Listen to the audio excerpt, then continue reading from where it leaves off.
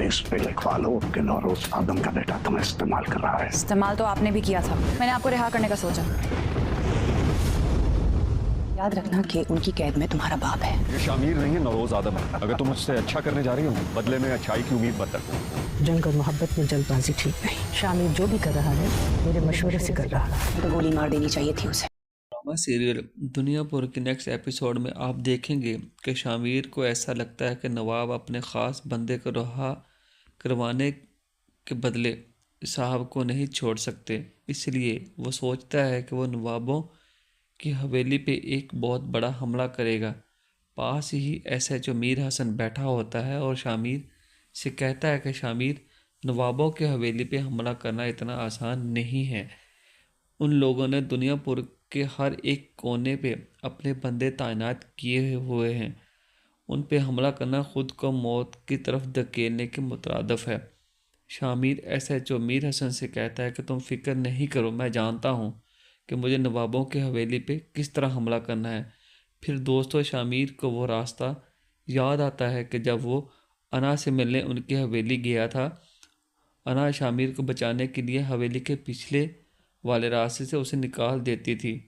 वहाँ वो आसानी से चला गया था। दोस्तों उधर नवाब अपनी बेटी से लड़ रहा होता है। उसे कहता है कि वो नौरोज सपेले का बेटा है, वो किसी हद तक भी जा सकता है, उसे तुम हल्के में मत लो। लेकिन तुमने मेरी बात नहीं मानी और देख लो आज उसने क्या किया। अना कहती है अब होगी गलती, बस कर दें। अगर इस बार वो दुनियापुर में कहीं भी देखा तो मैं उसे ज़िंदा नहीं छोड़ूंगी। दोस्तों उधर शामिर और एसएचओ मीर हसन साहब को छुड़वाने के लिए एक बड़े लश्कर की तैयारी कर रहे होते हैं। नवाब अपनी हवेली के इर्द गिर्द पहरेदार और ज़्यादा तैनात कर देते हैं। जब नौरोज़ आदम इन पहरेदारों को देखता है तो उसे आइडिया हो जाता है कि शामिर आज कुछ करने वाला है। इसके बाद रात की तारीकी में मीर हसन हवेली के पिछले वाले कोने से नवाबों पे हमला कर देते हैं। जब अना को पता चलता है कि आदमों ने उन पर हमला कर दिया है तो वो अपनी गन लेकर शामिर को कत्ल करने के लिए निकल पड़ती है। एसएचओ मीर हसन साहब को छुड़वा लेता है।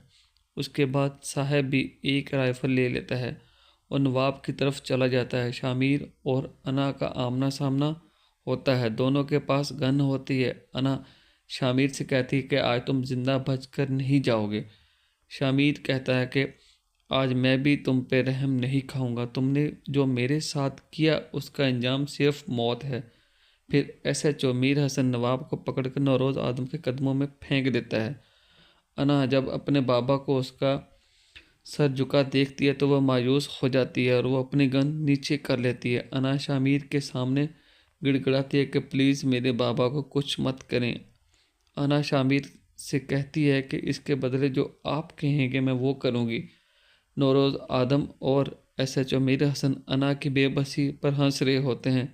शामिर कहता है अगर तुम चाहती हो कि मैं तुम्हारे बाबा को छोड़ दूं तो तुम्हें मेरी एक शर्त मानना पड़ेगी।